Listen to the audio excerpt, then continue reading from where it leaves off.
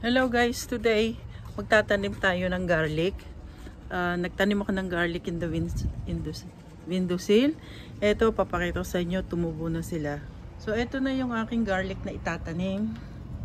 Yan, oh, lalaki na oh. At yan, bali magkaibang variety ito. Ito maliliit, ito malalaki. Binili ko lang sa supermarket at nakita ko tumubo na sila. So let's go and plant. Yan. Doon ko itatanim sa may raised bed.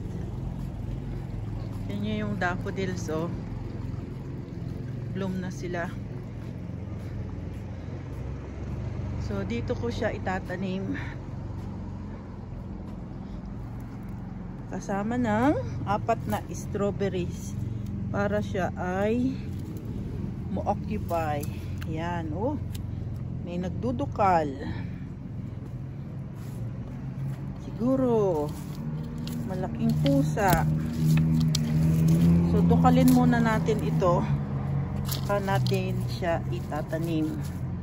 Sana walang tae dito. Yan. Tatabunan natin siya ng mga patpat para hindi siya puntahan ng pusa. Kasi ito yung prospect nila eh. Itong mga ganitong lupa na mataas. Sige, tukal tayo. Yan, ito oh. Medyo tukal-tukalin natin siya. Tanggalin muna natin itong mga siit-siit. Para medyo ano yung lupa.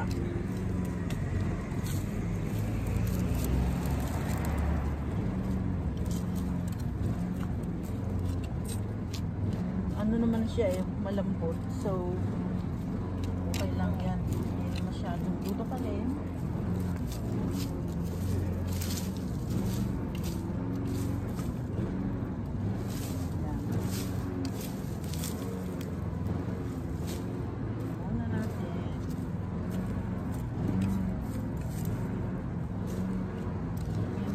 Tatapas doon ng damo. Ganyan lang. Tapos nakalagdag yun natin ng pataba pag malabo na. Okay.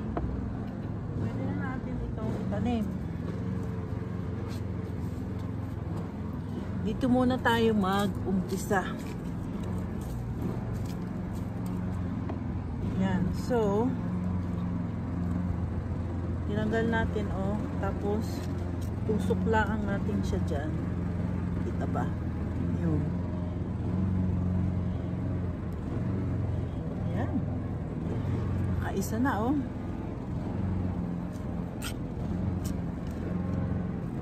Tapos, dalawa. Mga 8 inches ang pagitan nila.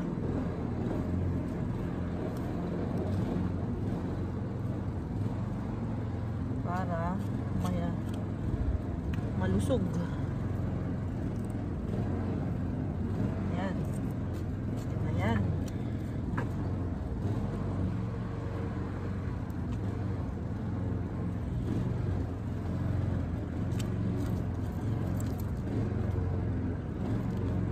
Madali lang tumubo itong garlic. Yan oh. Nilagay ko lang sa tubig. Sa windowsill, in 3 days meron na siyang ugat. So pag may ugat na, madali na, pero pwede ring itanim ng walang ugat. Ito lang kasi nabili ko, may ugat na siya o tumutubo na. So sabi ko, ilagay ko na sa windowsill at nang maitanim. Yan. Napakadaling magtanim. Ayan. Okay na. Yun namang isa.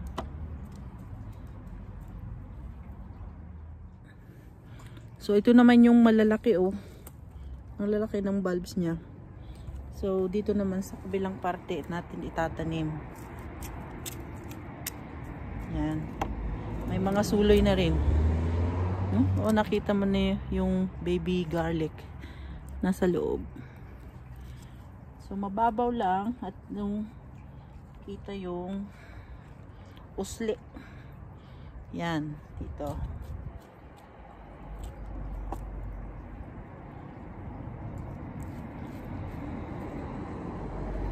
Yun.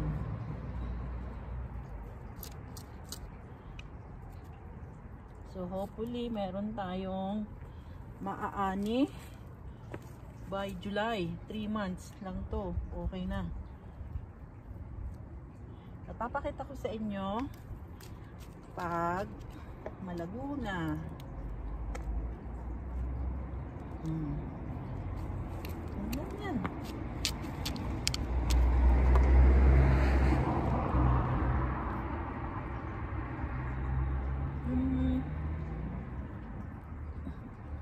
Ang variety nito ay They got me a really nice rosary beads, green ones, St. Jude, patron saint of Lockport. galing Spain to eh. Product of Spain. Yeah, that's just right. May nagsasalita doon. Yan. Brilliant. Yeah, can't you?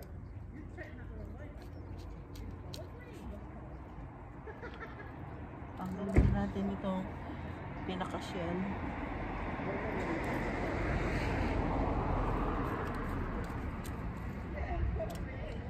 Ayan, meron siyang takip. Tanggalin na natin. Oh.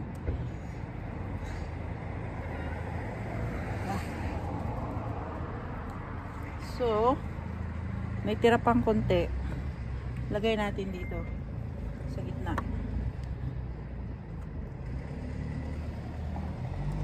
Okay, konti.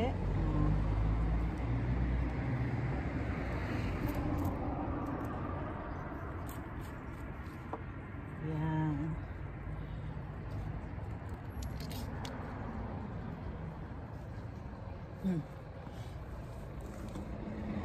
So, dito.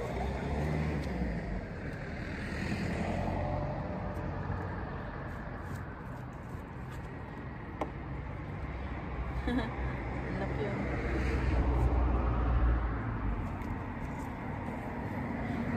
Dito naman sa kabila.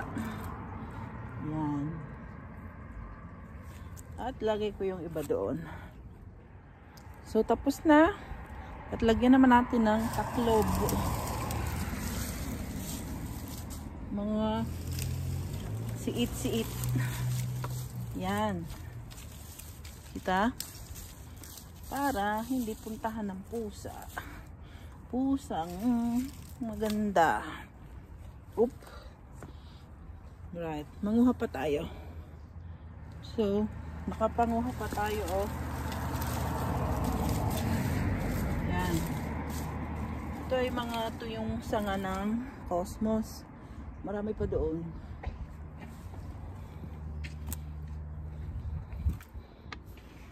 So, ito, oh. Kunin natin to. Sanga ng dahlia.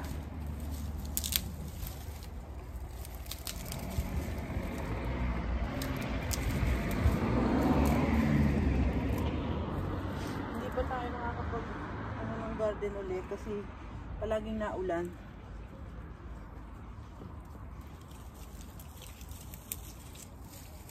Yan, oh. Dami. Ito kunin din natin ko. Ito naman ay lilies. So tuyo na yung sanga. Pwede natin gawing pang ano sa pusa. So bali yan, oh, tapos na, tinabunan natin ng mga siit at hopefully lalago sila. Yeah, it's simple to plant garlic.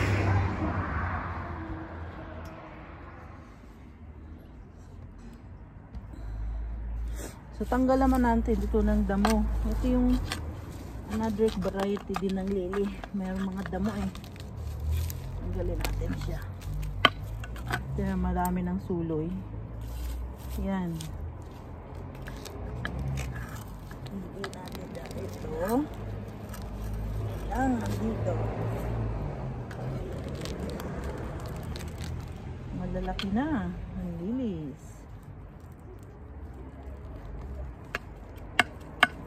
Ba? Dami. Ito oh. Kita ko sa inyo ang lilis. Yan. Kita ba? Ah, ayun. Dami. Pwede ko maglipat nito ah. Wala na lang akong pasok.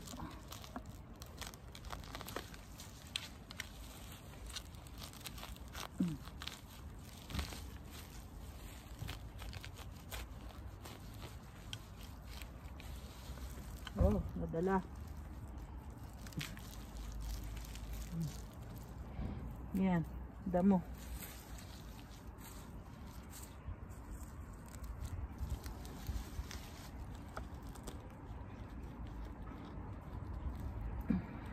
Pag nakita ito ng pusa na malinis, dudumugin na naman ito.